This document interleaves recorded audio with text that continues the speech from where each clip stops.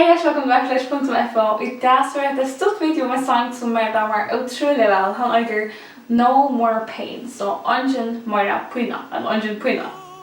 Och det är en särskild sång om Himmalin som vi vill ordna för att räkna lust efter.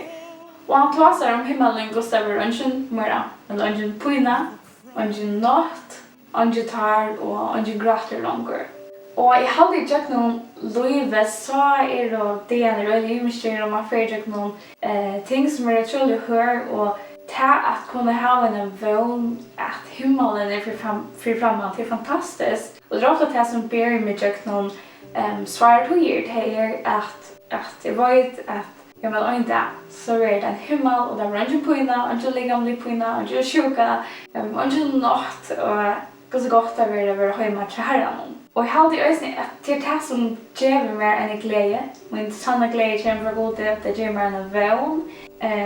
Det hjälper mig att se våra tålen och avhållande i bön. Och jag känner också att det är så stort sorst och jag tycker att oj, vita jamen att Hetta lyfta är nu, men vi har Himmalin är framåt, det är helt fantastiskt. Och jag hade det ger ösning att ända tar myrka stenar eller tar kärliga stenar så kommer vi ösning lyfta høgt och minnas till att Gudi är trakon, han sitter för jokon och att inte så ska allt Hetta som tränger sig akon vara borstar och inte. De bra tal säger vi glada i vänner, tålen och trångdene och avhållande i bönene. Och jag hade vi kunde bara ta vi talar egen vända Jesus och minnas till hans välsignningar och det som är för framåt för jokon som är skivande. Och det kan kanske också vara motivation för att fortälja världen om evangeliet, om budskapet, för det så tydligen är mycket. Så den sangen är en av mina indie-sangen och han tar om Himmalin. Så jag skriver nya läge om till förrest och jag har bara nya läge. Jag har inte alla sangen, men jag vill gärna synka de nya läge för det är något som jag synker för mig själv. Ofta trycker dagen, hvis man är motfalnu eller kan det vara att minnas till men Himmalin är för framåt. Men det är så läs.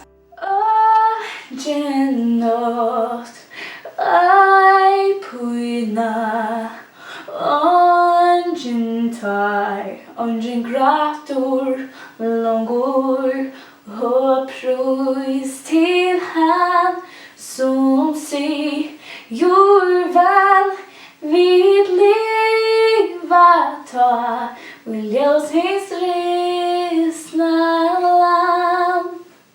Så att jag vill en sång och en skån och jag vill helst inte uppföra det till att synga David Phillips. Han synger så otroligt gott. Så lust att hans version Hetta var bara min lilla första omsättning av honom och jag upptäckte han. Och på så lyckan och att det var kunde synga den lilla i tjecken dagen. Ta det bland motfalnu eller bara ha bruk för att få en vända Jesus och en vända Himmalin som är för framåt. Så tack för att det var stort hälsan till dig och det kan uppmuntra dig en dag som idag. Vi ses efter nästa torsdag. Bye!